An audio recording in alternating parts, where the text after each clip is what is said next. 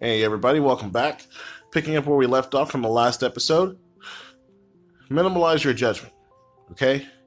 Minimize what you do as far as what you think a person could be doing, okay? If you really want to be kind, then you have to kick your judgment to the curb. Instead of spending your time being critical of other people, work on being positive and compassionate. If you tend to think poorly of others, wish other people could step up their game, or feel like other people around you are needy or clueless, then you'll never learn true kindness. Stop judging people and realize that you'll never fully understand where they're coming from unless you walk a mile in their shoes or they literally sit down and talk to you and tell you what's going on.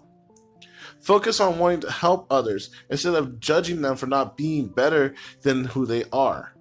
If you're judgmental, prone to gossip, or just always bad-mouthing the people around you, you'll never be able to move past your reservations to be kind. Being kind means giving people the benefit of the doubt instead of expecting perfection. And along with that, it brings up the next topic of developing kind qualities. I may be critical of the people around me, and this is just a trait of my personality, or probably it's signature to the way I was raised. But despite how critical I am of other people, this doesn't impede my judgment. If I see they're in need, if I see that they're having a hard time, regardless of what I think, I help them. Not helping them just out of sheer ignorance or bliss or because I want something. I help them because I know they need it.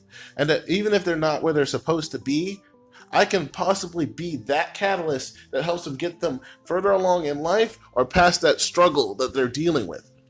Which brings us to our first step in developing kind qualities.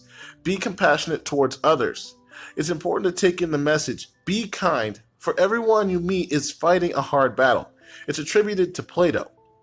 This saying is a recognition that everyone is undergoing some challenge or other in their life, and that sometimes it's all too easy for us to lose sight of that when embroiled in our own problems or anger against them. Before committing an action that might impact another person negatively, ask yourself a very simple question, which is kind of the theme of this entire station. Is this kind? If you can't answer this question in an affirmative manner, this is a reminder to change your action and approach it immediately. Even where you're feeling at your worst, remember that other people are also feeling uncertainty, pain, hardship, sadness, disappointment, and loss. They all run hand in hand. And in no way does this belittle your own feelings, but it does allow you to realize that people often react from their hurt and pain rather than from their whole self. And kindness is the key to seeing past the raging emotions and connecting with the real person inside.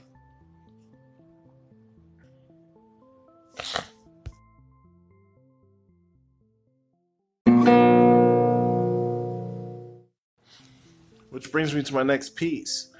Don't expect perfection from anybody.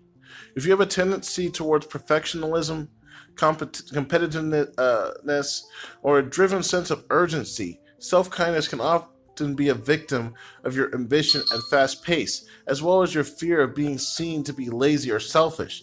Remember to slow down and to forgive yourself when things don't work out as wished. Learn from your mistakes rather than beating yourself up over them or comparing yourself to others. It is through self-compassionate responses that you can start to see other people's needs in a compassionate light. Be present. The greatest gift of kindness to another person is to be in the moment in their presence. To be listening with care and to be genuinely attentive to them. Schedule your day differently and stop being known as the person who always rushes off. Being present means being available. You can only do this if you're not rushing or squeezing in people or activities like a job assignment list. Ease off the technical means of communicating with people. Impersonal and hurried technological communication like texting and email, as they are so cold. They have their place in life, but not as your only means of communicating. Take time to connect with people face to face or via an uninterrupted phone call or something. Hear their voice. Send a letter instead of an email and, surprise someone with the kindness of You're having taken time out of your day to even put pen to paper, which seems to be a foreign concept to people nowadays. And then on that note, be a good listener. The act of listening is easier said than done in our fast-paced world, where rushing and being busy are seen as virtuous, but where cutting someone off because you're too busy or you need to get somewhere in a hurry is the norm. Making being busy into a habit is no excuse for unkindness. However, when talking to someone, learn to listen with your whole being and sincerely pay attention to them until they're done, revealing their thoughts and story or how they feel. Truly listening to someone, making eye contact, avoiding all distractions, and giving a person the time of day is one of the greatest acts of kindness. Take the time to truly absorb what the person is saying before responding with a pre-made answer or interruption. Show the person that you appreciate the unique situation he's or she's in, that you're there to lend an ear for. Be a good listener. It doesn't mean being a great problem solver. You don't have to solve their problem, though that may help them. Sometimes the best thing you can do is just be there to listen while acknowledging that you don't know what the person should actually do. This is something better than trying to fix everything or not even paying attention, like being on your phone while talking to somebody. You're not a goddamn answering machine. If the person talking to you wanted an answering machine, they would have went to the store and bought one or called one of those automated services. If they take the time to listen to you, you should take the time to listen to them when they're talking to you. It's only fair. And we'll cover fairness at a later date.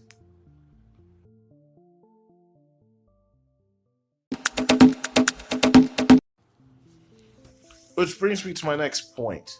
Be optimistic. Happiness, joy, and gratitude rest at the heart of being kind, allowing you to see the good in others and the world, enabling you to press through the challenges of despair and cruelty you witness and experience, continuously restoring your sense of faith in humanity.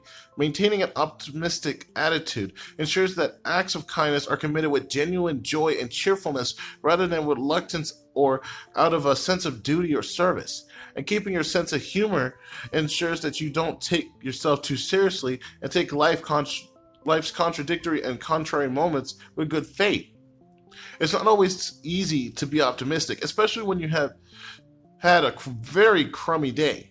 But with enough practice, anyone can cultivate optimism by focusing on the positive instead of the negative, thinking ahead to happy things in the future, and living a life that is filled with more joy than sadness. And it doesn't cost $1 to look on the bright side of things either, so you can keep your money in your pocket. Being optimistic and staying positive will not only put you in a more of a mindset to be kind, but it will also bring joy to those around you. If you spend much of your time complaining, then, well, it will be more difficult to bring happiness to the people in your orbit because you're having a hard time bringing happiness to yourself. With that being said, be friendly. People who are kind tend to also be friendly. This doesn't mean that they are the most outgoing people in the room, but that they make an effort to get to know new people and to make them feel at home. If there's someone new at your school or workplace, you can try to talk to that person, explain how things work, even invite them to or her to one of your social events or something. Even if you're not outgoing, just smiling and making small talk with people can go a little or a long way in making you even friendlier. And this kindness will not go unnoticed, I assure you. Friendly people are kind because they expect the best from people. They talk to new people and friends alike in an easygoing, reassuring way that makes them feel at home. If you're naturally shy, you don't have to change your personality completely. Just make a bit more of an effort to be nice to people by giving them your attention, asking them how they are, and showing an interest in them. This is one of the many ways you can use to make friends if that's something you're having an issue with. And with that being said, be polite. Although being polite is not an indication of kindness in itself, genuine politeness demonstrates your respect for those you're interacting with. Being polite is the way that Uganda knuckle stuff of getting people's attention and putting your point across. Some simple ways of doing this include Find ways to rephrase your requests or responses to others. For example, say may I instead of can I. Say I'm surprised instead of that's not fair. You know, say let me explain that another way instead of saying that's not what I said. Rephrase your language. Speaks volumes. Have excellent manners. Hold open the door for people. Avoid being overly vulgar in person, and don't be overly familiar with new people. I can honestly assure you, this will scare them.